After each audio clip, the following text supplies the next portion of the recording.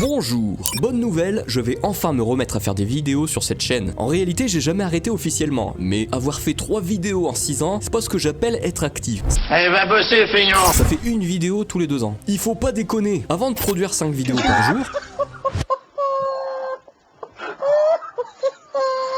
j'ai besoin de me familiariser avec la production de vidéos. Je parle surtout du côté technique, c'est-à-dire en savoir plus sur le poids, la durée et le débit. Pourquoi ? Pour produire des vidéos avec le meilleur compromis possible entre légèreté et qualité. Et pour ça, j'ai besoin de coder 2 petites applications. Premièrement, une appli pour calculer le poids précis d'une vidéo en fonction du débit, et deuxièmement, une appli qui ferait grosso modo l'inverse. C'est-à-dire qu'on pourra lui donner la durée et le poids qu'on recherche pour une vidéo, et l'appli nous sortirait le bon débit, bitrate, pour arriver à nos fins. Conception des interfaces. Alors pour l'interface, je vais essayer de faire quelque chose d'assez simple puisqu'on va répéter le concept pas mal de fois pour pas mal d'applis.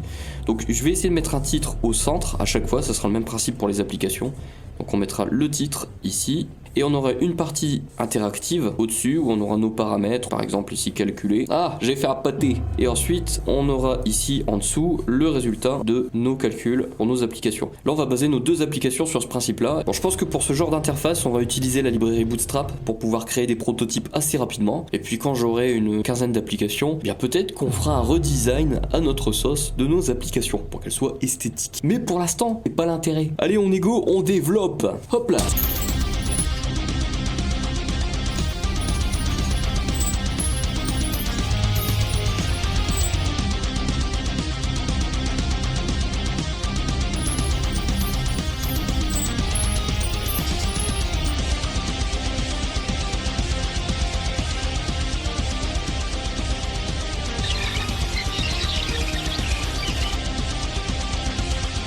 Alors, voilà, l'interface est développée. Pour l'instant, rien ne fonctionne évidemment, hein, mais j'ai créé une partie pour l'audio et la vidéo. Donc on pourra mettre le bitrate de la vidéo et le bitrate de l'audio séparés. On fait calculer et on va nous calculer la valeur pour 1 minute, 10 minutes, 1 heure, 2 heures, 10 heures, etc. Autant de temps de vidéo et on verra combien ça nous donnera. Donc le bitrate, j'ai mis ici un encart en mégaoctets secondes, puisque ici on va devoir le définir en bits par seconde.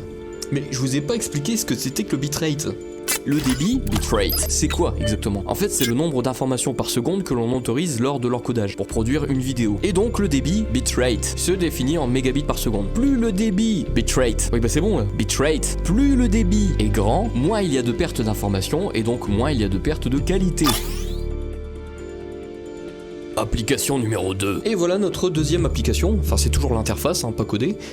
Ici on va avoir l'inverse, c'est-à-dire qu'on va donner le temps de la vidéo et la taille du fichier désiré, on va faire calculer et on va obtenir le débit vidéo à configurer pour notre vidéo. Voilà. Maintenant on va coder le comportement de ces calculateurs. C'est parti pour le calculateur de poids de vidéo.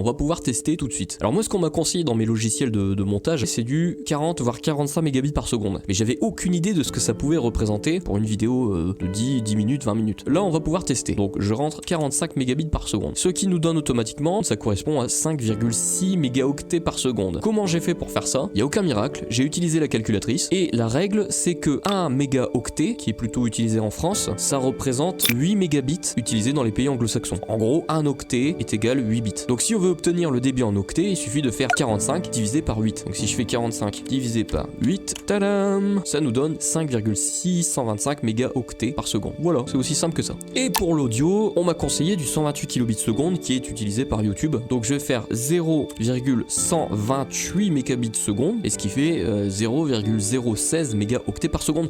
Bienvenue dans l'enfer des conversions. Je vous avais prévenu, ça va être compliqué. Non, je vous avais pas prévenu en fait. Tant pis. Alors, je vais calculer, hop, et j'obtiens pour 1 minute de vidéo, la vache, 338 mégaoctets. Ah mais c'est violent quand même. Donc pour 10 minutes de vidéo, j'obtiens un DVD, carrément un DVD plein. Et moi je pensais viser 1 heure de vidéo pour pouvoir en tirer 10 à 14 minutes. Ça fait 20 gigaoctets pour 1 heure de vidéo.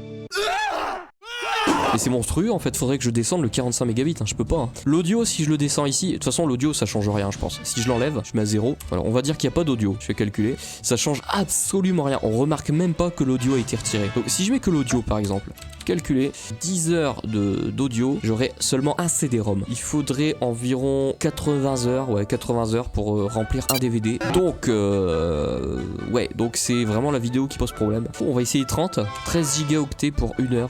Ça c'est possible. Il faut savoir que je filme sur un téléphone. Je pense qu'en consommant autant de mémoire sur un téléphone, je crois que je vais le bousiller mon téléphone. Donc je peux pas, hein, 30 mégabits c'est beaucoup. De toute façon, je sais que quand on a fait la vidéo, elle va être réencodée pour YouTube. Et YouTube réencode je crois en 6 mégabits seconde pour une vidéo Full HD.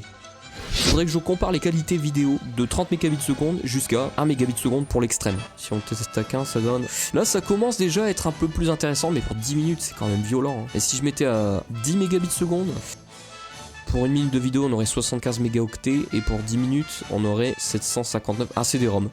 J'utilise Open Camera sur mon téléphone, mais l'application par défaut de mon téléphone, elle mange du 45 mégabits voire 60 mégabits seconde hein, pour filmer. C'est ça qui est hallucinant pour du Full HD. Peut-être même du 6 mégabits seconde, étant donné que YouTube bride à 6 mégabits seconde. Le problème c'est que si on filme à 6 mégabits seconde, si YouTube réencode par derrière, ça va encore amplifier les défauts. Ah, je sais pas, ça fait beaucoup de problèmes. Hein. Il va falloir que je teste tout ça. Bon, en tout cas, ça donne quand même une différence. Si on filme en 6 mégabits pour YouTube, ça donne une différence de, pour 1 heure de vidéo, on passe de 2 Go 7 à 20 Go. C'est vraiment énorme.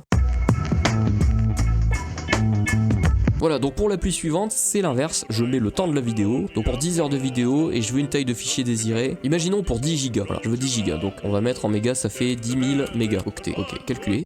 Quoi, seulement 2 mégabits seconde? Mais c'est fou, mais je vais pas aller loin avec cette qualité là. Il faudrait combien là? 100 gigas. 100 gigas pour 10 heures de vidéo, on tombe à 22 mégabits seconde. Donc ça serait la moyenne quoi. Oh, ça fait mal.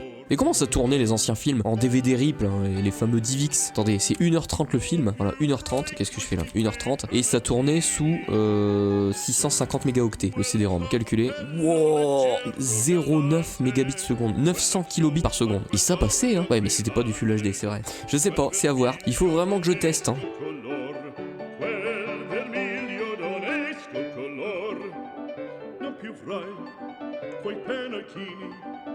Quel cappello, quella chioma, quell'aria brillante.